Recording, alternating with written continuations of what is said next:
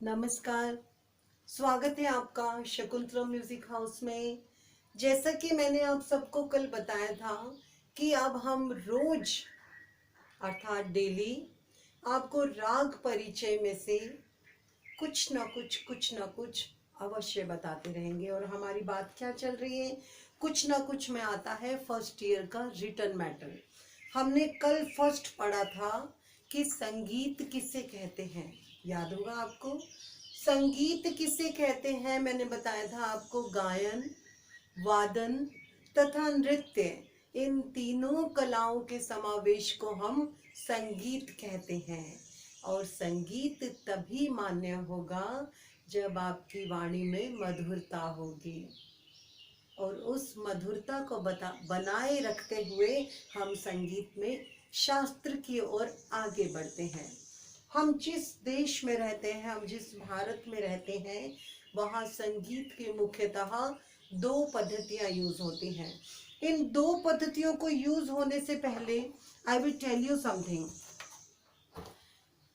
पुरातन समय में आजकल जैसे स्कूल होते हैं वैसे स्कूल तो नहीं होते थे, गुरुकुल वगैरह होते थे। एक छोटी सी बात है, मैं आपको बताना चाहूँगी। पुरातन समय में एक विद्यालय में, गुरुकुल में बहुत से विद्यार्थी पढ़ते थे। दो ऐसे विद्यार्थी थे जो अपने संगीत शिक्षा को ग्रहण करते हुए बहुत निपुण हो गए। एक का नाम था पंडित विष्णु नारायण भातखंडे और एक का नाम था पंडित विष्णु दिगंबर पलुस्कर जी। बहुत बहुत अच्छा गायन उनका, बहुत अच्छा वादन। गुरु जी ने कहा ठीक है, अब आपने विद्या ग्रहण की तो मैं चाहूंगा आप ये जन जन तक इस विद्या को, इस संगीत की विद्या को पहुंचाएं।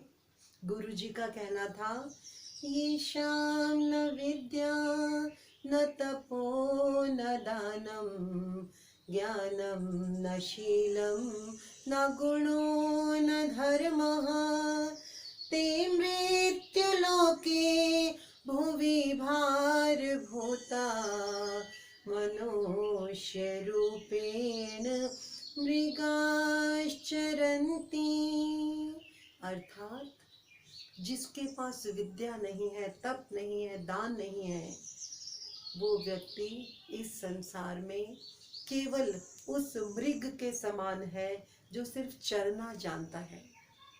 हम उनमें से तो नहीं है।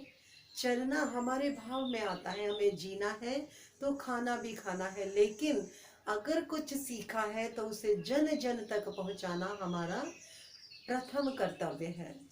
तो इन दोनों, you can say that they were very very fast friends, बहुत अच्छे दोस्त थे। ये जो थे विष्णु नारायण भातखंडे, ये हमारी आपकी तरह शुद्ध हिंदी बोलते थे। एंड पंडित विष्णु दिगंबर पलुस्कर जी कर्नाटक के रहने वाले थे, साउथ इंडिया के रहने वाले थे। उनकी लैंग्वेज थोड़ी सी हमारी हिंदी से थोड़ी सी डिफर थी।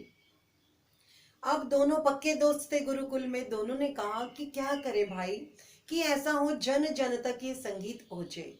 तो दोनों ने उन्हें स्वर लिपि में लिखना शुरू किया। स्वर लिपि अर्थात जो हम नोट्स लिखते हैं ना, सा रे गा मा पा धा नी सा, उनको स्वरों में लिखना शुरू किया। स्वरों में लिखने से किताबें बनी, उनसे पहले भी किताबें बनी, लेकिन हम इनकी बात कर रहे हैं।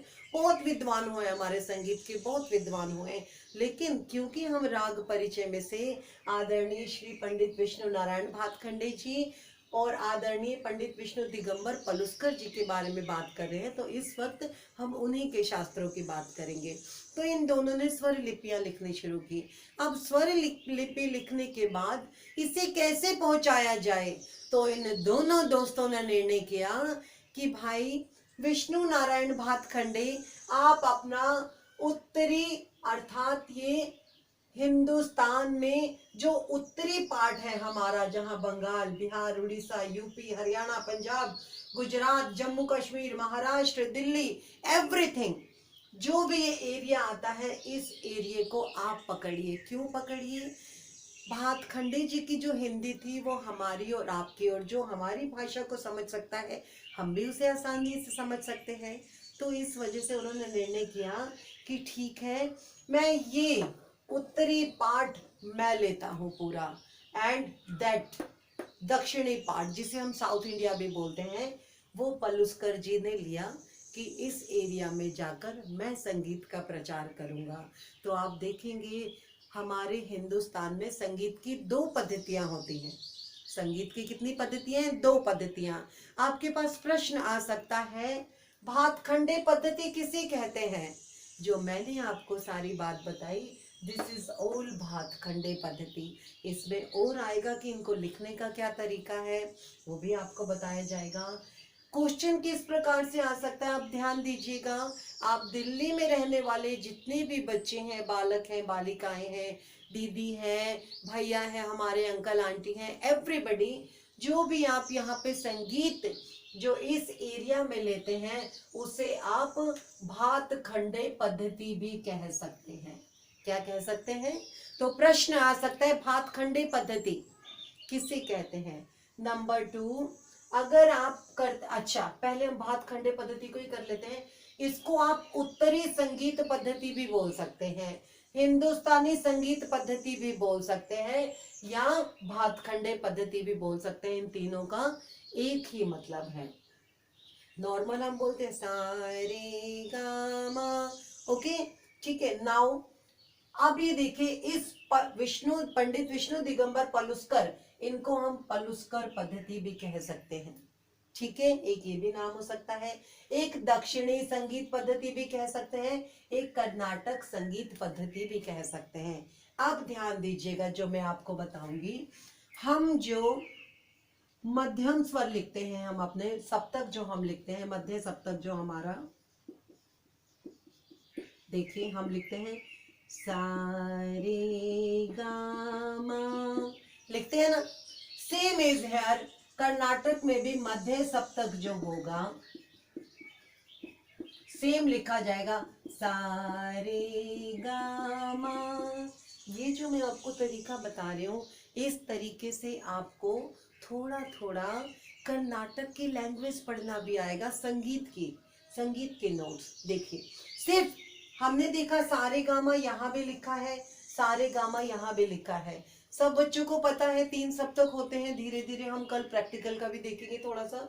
तो जो सारे गामा है, इनमें और इनमें क्या फर्क है? सिर्फ टोन का। कैसे? हम देखिए, हम भातखंडे पद्धति में कैसे बोलेंगे, हिंदुस्तानी संगीत पद्धति में सा रे गा मा पा बोला हमने। पलुस्कर पद्धति में बिकॉज डिफरेंस क्या है, हमारी टोन का। क्या? से रे गे मे पे दे, अंडरस्टूड?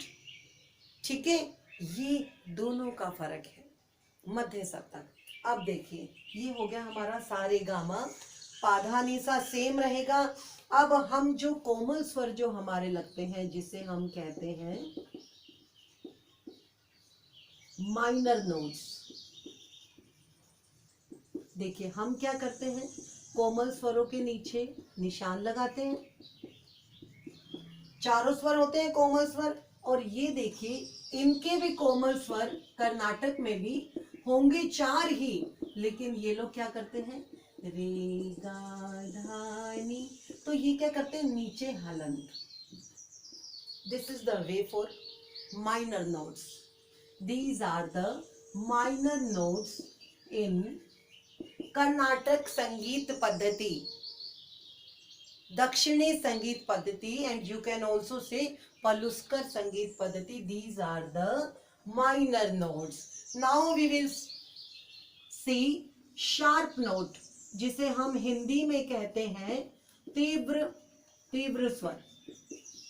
क्या कहते हैं? तीव्र स्वर। वो होता है हमारा माँ।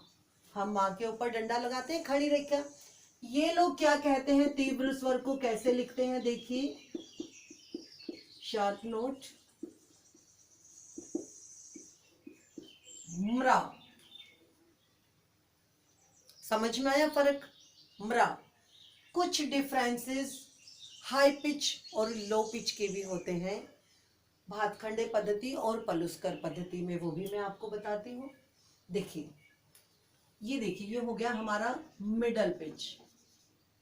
मिडल पिच में कोई भी निशान नहीं आता स्वरों पर, कोई भी निशान नहीं। अगर कोई कोमल स्वर है तो निशान आएगा, अगर कोई कोमल स्वर नहीं है तो कोई निशान नहीं आएगा। माँ के ऊपर सेम निशान रहेगा, ठीक है। सा रे गा मा, देख रहे हैं, कोई निशान नहीं होता। और इनका जो मध्य सप्तक है सेम, कोई भी निशान नहीं, सारे गामा, ठीक है। Okay, now we will say low pitch. Low pitch जिसे हम बोलते हैं मंद्र सप्तक। हम क्या करते हैं, नीचे निशान लगाते हैं, नी धा पा मा लगाते हैं, और इनका जो लो पिच होता है, ये देखिए, नी धा पा, ये क्या करते हैं, ऊपर डॉट लगाते हैं, जो कि हमारा हाई पिच होता है। ये इनका, ये पलुस्कर पद्धति में लो पिच है। क्या है, low pitch. Now we will see high pitch. High pitch को क्या कहते हैं इंग्लिश में, तार सप्तक। क्या कहते हैं, तार सप्तक। तो हम क्या लिखते हैं, सारे गामा लिखते हैं ना, तार सप्तक। और ये देखिए, ये कैसे लिखते हैं तार सप्तक में, high pitch.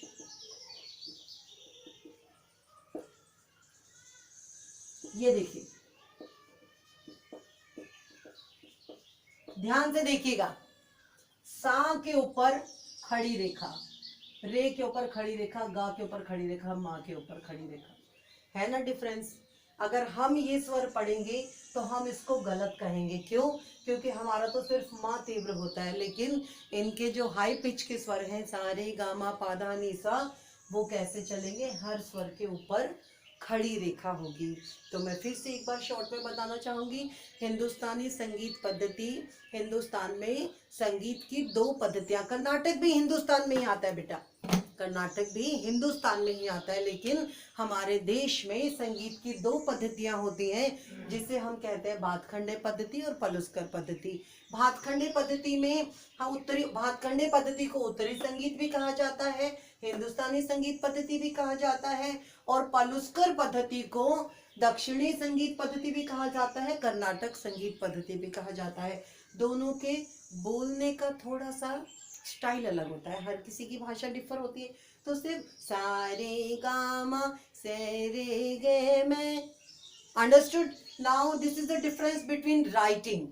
Okay, now we are saying middle pitch, normal सारे गामा, here is also same middle pitch सारे गामा, and this is minor notes, रे के नीचे डैश, गा के नीचे dash, Dhani, these are minor notes in Hindustani संगीत पद्धति, in भातखंडे पद्धति। Okay, now here minor notes are रे, रे के नीचे हलंत, गा के नीचे हलंत, धा के नीचे हलंत, नी के नीचे हलंत, अंडरस्टूड। नाउ शार्प नोट मा, खड़ी रेखा, बट यहाँ पे शार्प नोट म्रा, माँ के नीचे इस तरीके से तिरछी लाइन म्रा। हमारा मिडल पिच नॉर्मल होता है, कोई निशान नहीं, सारे गामा पाधा नीसा सेम, क्योंकि आपने देखा होगा मध्य सप्तक यहाँ का सेम है, तो हमारा यहाँ का भी सेम सारे गामा। अब लो पिच हमारा, हम स्वर के नीचे डॉट लगाते हैं, ये लोग लो पिच में स्वर के ऊपर, कर्नाटक वाले स्वर के ऊपर डॉट लगाते हैं, नीधा बामा। हमारा तार सप्तक अर्थात हाई पिच, सा के ऊपर बिंदी, रे के ऊपर गामा, सा रे गामा पा, ऊपर डॉट। नाउ यहाँ पे जो तार सप्तक है, हाई पिच है, वहां पे सा रे गामा के ऊपर, हर स्वर के ऊपर खड़ी लाइन। विश्वास है मुझे आपको समझ आ गया होगा। अगर नहीं समझ में आया तो आप मुझे कमेंट्स में बताइए, मैं आपको फिर से समझाऊंगी। अगर समझ नहीं आता तो एक बार नहीं, आप 50 बार पूछिए, I will tell you. Okay बेटा, हम रोज कुछ ना कुछ नया सीखेंगे। और मैं फिर से कहूँगी, जो बच्चे करना चाहते हैं वो संगीत से जुड़ें, हमारे से ऑनलाइन ऑफलाइन आप दोनों तरीके से जुड़ सकते हैं। मैं डिस्क्रिप्शन में इसके सभी नोट्स के बारे में आपको बताऊंगी, आप डिस्क्रिप्शन देखिएगा। फॉर्म भरने के लिए आप मुझसे संपर्क करें, मैं नंबर डिस्क्रिप्शन में दे दूंगी आपको। बहुत माइनर, बहुत मिनिमम रेट पे एडमिशन्स हैं, वो आपकी लाइफ में बड़ा काम आएगा। ओके, धन्यवाद।